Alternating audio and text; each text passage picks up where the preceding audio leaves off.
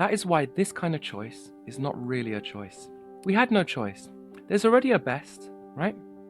Best option. And we're definitely going to choose it once we figure it out. We're compelled. How can Hashem reward us for a choice like that? But the other way around also seems difficult, right? If we were not the best, but the same as everyone else, and Hashem chose us from that position, then it would feel arbitrary. Something essential, essence to essence. Rather than being arbitrary then, this choice is the most personal choice possible, bound up with Hashem's very identity. There is a very popular idea among scholars and in the Orthodox world, the yeshivish world, that whenever the Torah says Hashem loves us, wants us, chooses us, it's not for real. Why? Well, various reasons are given. He's too great, he's too infinite. But there is one particular problem, very high level problem in the theology of Hashem, in our sources, based on ideas like Hashem's unity, unchangeability, that when Hashem makes a choice, the options that he has do not persuade him, because there is nothing but him. So goodness doesn't attract him. He cannot be attracted to something outside of himself, especially something so infinitely small compared to his infinity, his unlimitedness, his omnipotence. Evil doesn't repel him. The Jewish people that he chose, there's no difference to him between them and all the nations of the world, including the worst ones like Amalek and the ancient Egyptians, the villains of the Torah. So people say that, therefore, the fact that he chose is not a real choice. It's just for our benefit that he says that he chose. It's a charade. And so everything that flows from that choice, the love, all the beautiful romantic words, even the anger and, the relationship we're in is ultimately meaningless. It's a charade. So the Rebbe Rashab brings this idea. He quote in Torah Shalom, the Yiddish version, page 220, second section. He brings the Shalah who brings this idea that Hashem's choice is totally uninfluenced and totally uncompelled, and there was no difference to him. He could have chosen anything. And he says, yes, however. And he says mockingly, do you really think that Hashem could have chosen anyone but Yisrael? Meaning, of course not. It's well known in Hasidus that we are one with him before creation. So his choice in us isn't a change in him at all. He always chose us because that's who he is, that's him. It's an essential expression of his identity, an essential choice. Therefore, it can't mean that he could have chosen Amalek. I'm paraphrasing. But he basically then says it can only mean this, that Hashem is free and uncompelled to conceal his choice. He can act as if he didn't choose perfectly easily because of his omnipotence, because of his greatness, because of the fact that nothing can tell him what to do. Now, do you hear what he's saying? He's flipping the whole thing on its head. He is saying that we say to the others, you think Hashem really doesn't love you and it's all just a charade? The opposite. He really does, and it's a charade that he doesn't. Right? He acts as if he didn't choose us. He acts as if he doesn't need us. He acts as if he doesn't love us. And he does. That's why the scholars think that. That's why the Orthodox world thinks that. Now, why did this happen? Can't get into that now. I want to actually get onto Parshat Nitzavim and explain this idea of choice. But as a quick explanation, there's two levels, right? One is it's because of our sin. It says in Ba'alatzacha that if we walk with Hashem with meaninglessness, with keri, with arbitrariness, meaning we treat our relationship with him as arbitrary, right? He doesn't really need us, and we don't, whatever. Then he will treat us with arbitrariness, meaning, mida keneged mida. If that's what we want, that's what we get. And by the way, that's an act of love. It's saying that even the way you want, which is not ideal, I still want to be with you, so let's do it your way. However, what that means is that we are going to interpret the Torah incorrectly. We're going to receive a Torah of meaninglessness. we're going to see the Torah, and we're going to come to what seems like the inescapable conclusion that Hashem can't possibly need us. He can't possibly care. It's all meaningless. It's all a charade. And that's because of our sin. That's what we wanted. Right? To be corrected when the Mashiach comes, or just before. Now, the second level is that whenever we say something happened because of our sin, especially in exile, that actually is also meant to be. Hashem wanted us to go into exile, so to speak. I'll tell you why in a minute, but in case you're saying, well, it says it's because of our sins, well, that's fair enough. It can be both. It can be that Hashem, from his point of view, has to obligate us to not go into galut through sin. But he can still want it on the inside. He can have an internal desire and an external desire. The external desire is that nothing bad should ever happen. But the internal desire is that the good that can come out of the bad should happen. What is the good that can come out of the bad? Well, we chose, let's say, to go into galut by sinning, if you could say such a thing. Because in the galut, in the darkest of places, where Hashem is the most hidden and it seems like things are the most meaningless, there we can choose Hashem. There we can have the best and strongest free choice. And what's the purpose of free choice? To choose Hashem in the deepest way possible. And why does the galus make it so dark? Because we see here that the Rishayim succeeds. We see that materialism and selfishness seems to be the better choice. And if we choose it and not Hashem, right? Let's get into this week's parasha. Thanks for watching this video. Now, I've also written a couple of books and there's more on the way. I just want to point that out. There is a store page below in the description where you can purchase my books. If you love what I'm teaching, especially the teachings of Yediat Hashem, theology, getting to know Hashem, the ideas of intimacy and yichud and divine need, and Kabbalah, mysticism, and general relationships advice and general Torah knowledge. Pasuk famously states in this week's parsha, Bacharta b'chaim, choose life. Now, Rashi has a problem with this. Everyone would obviously choose life, right? So why do we need to be commanded to choose life? It doesn't make any sense. So he reframes it. And he says that Hashem isn't commanding us to choose life. He's giving us instructions about what life actually is. He's showing us what to choose.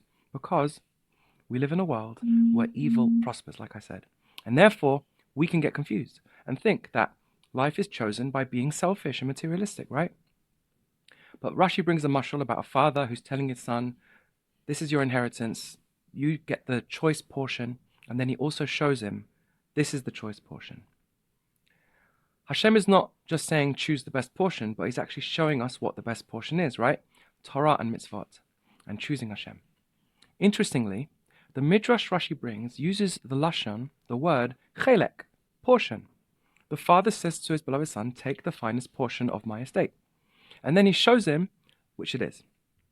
Then, as Rashi explains how that relates to the pasuk, he changes the word to goral, lot, like an inheritance, right?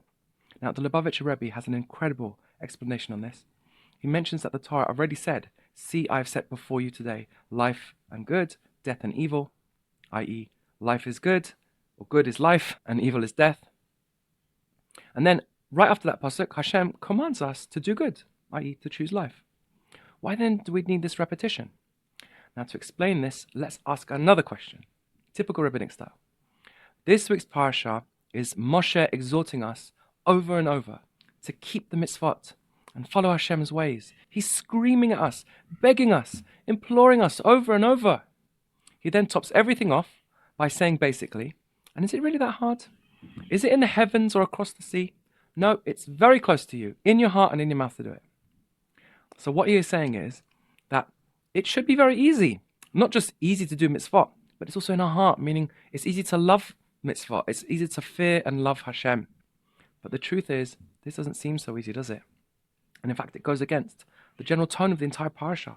Why would Moshe have to scream and beg us to do something that is so easy and so natural? The answer is that it's actually very easy. But there are two things that get in the way. The first is that we don't understand ourselves properly. And therefore, we do not know how to be natural. Natural to who we are, someone who loves Hashem naturally. The second is that we don't understand Hashem properly. Because if we did, of course we would love him, certainly, easily, naturally. So let's start with Hashem. Let's correct the misconception about Hashem. We know that Hashem chose us, right? How did he choose us? Well, we might think that he chose us because we're the best, right? Jewish people, everybody knows Jewish people are the best, right? Isn't that how we choose things? We have several options, and we weigh up which is the best, and then we choose the best one that we figure out. However, there's a big problem with this. Who would choose something that's not the best? Especially Hashem, right? Of course not. We're not idiots. He's not an idiot or frivolous. That is why this kind of choice is not really a choice. We had no choice. There's already a best, right? Best option. And we're definitely going to choose it once we figure it out. We're compelled. How can Hashem reward us for a choice like that? Well, he solves this problem for us by giving us an evil inclination, a Yetzer Hara. What is the function of the Yetzer Hara? To give us reason to choose the worst options just as much as the best options, making and equalizing them. In fact, the Yetzer Hara makes the worst options seem much better than the best options. Being selfish seems like a much better option than being altruistic. Yet if we choose in that state to be altruistic anyway, that's where we get a great reward. What we learn from this is that the type of choice that comes from weighing options with our reasoning and intellect is not really a choice, okay? Choice only begins once the options are equal to us. So if Hashem had chosen us because we were the best, that wouldn't have been really a choice. We wouldn't have felt special, would we? Maybe we would have felt flattered. It would have made us feel arrogant, but it would also feel impersonal. We wouldn't feel special to Hashem. But the other way around also seems difficult, right? If we were not the best, but the same as everyone else, and Hashem chose us from that position, then it would feel arbitrary, meaningless, right? Back to our original problem. Indeed, Moshe tells us this is exactly how Hashem chose us. Lo merubchem mikol ha'amim, not because you are the greatest, the best out of all the nations, that Hashem desired you and chose you. In fact, Moshe says, seemingly, that we were the worst, or among the worst. Lo b'sidkatcha did he choose you. He didn't choose you because of your righteousness or your straightness of heart. Ki am kshe oref ata, you are a stiff-necked people. So we're among the worst, right? And also theologically, we are taught, and it's obvious to us, that Hashem is so great and exalted and infinite, that everyone and everything is in creation is as nothing to him. So it makes perfect sense that his choice wasn't because we are the best, right? So why did he choose us? Moshe answers, Ki me'avat Hashem etchem, because of Hashem's love for you. Hashem loved us, not for the things about us, like our superiority in quantity or quality, but because of us, ourselves. This is the meaning of intimacy. I don't love you for the things about you. I love you for you. It's essential. The Maggid of Mizrich explains in Torah that when a father sees his son, he engraves his son's image in his mind. Engraves, like it becomes a piece of him. Even when the son is not there, the father is connected to his son right in the very depths of his thoughts and heart, like he was there. He says the same is true of Hashem, l'havdil. Before the world was created, before even the will to create arose, Hashem engraved the souls of Israel in his thoughts. Unlike a human, Hashem is outside of time completely, beyond time. And therefore, he didn't need to see us first, like a mortal father. Hashem saw Israel, and from this thought, an engraving, rose the will to create all the worlds so that he could have us in a dira bitachon. Hashem chose us before we were even created, not because of anything about us. We weren't even created yet, but because of something about him, something essential, essence to essence. Rather than being arbitrary then, this choice is the most personal choice possible, bound up with Hashem's very identity. In this sense, Israel are one with Hashem, truly. That is what free choice means. I am free to choose you. Nothing at all, not even you, influence or compel that choice. I am freely being myself, says Hashem. Rashi says the world was created bishvil reshit, and reshit is Torah and Yisrael. This means that Torah and Yisrael preceded the world. He created the world for them. So saying that the world is nothing to him doesn't apply to us. We were everything to him, always, for all time, essentially, as important to him as he is to himself. More so. When the world was created, our souls were created, and therefore we came into existence and became his children. Now, this introduced an element of compulsion. Hashem chooses us because we're his kids. Of course, I'm going to choose my kids over the neighbor's kids, right? Therefore, we were then put into bodies. And in bodies, we're all equal. You cannot tell the difference between a Jew and a non-Jew with your eyes. Here, at Har Sinai, Hashem revealed the choice of us again to show that it is truly free, a true expression of himself. Hashem shows us how real our relationship with him is. He truly chose us without force, not from compulsion of reason or anything else, but also we are one with him. And of course he would choose us because of who he is and because of us and nothing about us, just us. Now we can understand the original Rashi. Choosing a halachic is a rational choice. Like Hashem says, this is good, this is bad, this leads to life, this leads to death, weigh it up, choose it, right? Like Hashem choosing his children or choosing people who do more mitzvot. It's not really a choice on the highest level. It's not even really a choice if you think about it. And therefore Hashem is not commanding us to choose life. He's just showing us what life is. Rashi explains though that underneath this is the concept of a goral, a lot. We should choose Hashem because he is our lot, our inheritance. We are already one with him. We are only here to show that we would have chosen him even from a place of having a Yetzer Hara, and therefore match a love for him that he has for us, choosing us even though we are far from the best. The reason why he is our lot, the sources say, is indeed because of the root of our very souls.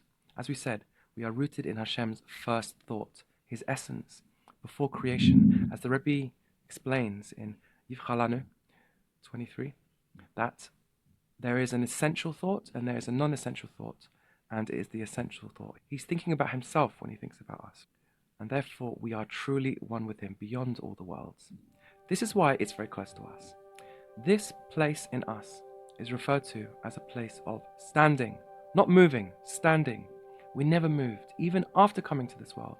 Moshe is promising us that yes, sometimes we do not feel it and we have to force ourselves to do the Torah and the mitzvah and love Hashem. But underneath that, there is a will that is already there, standing still, loving Hashem with an essential love, beyond worlds. This love is revealed on Rosh Hashanah.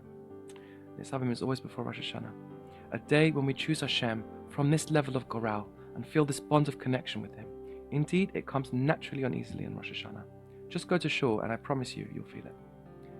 Moshe is telling us that this is always there, even during the year, just beneath the surface, and therefore even when it's hard, don't worry. Do Torah and mitzvot anyway. It's not inauthentic, even though you're not feeling it. It's actually the most true and authentic thing you can do, despite feeling like the opposite. And if you learn Torah and study how truly essentially important you are to Hashem, how much your performance of mitzvot is essential to him and pleases him and reveals his hidden choice in you, his true self, in the world, you will understand yourself better and him better, and it will become easy to love him, and you will at all times. This is how we bring the Mashiach. We have an opportunity to choose him from the position of real choice, where we are not forced, but instead by getting to know him. In so doing, we will indeed be drawing his revelation into the world, and this is Mashiach. May it happen this year. Shabbat Shalom, v'shana tova umtuka b'nei elim.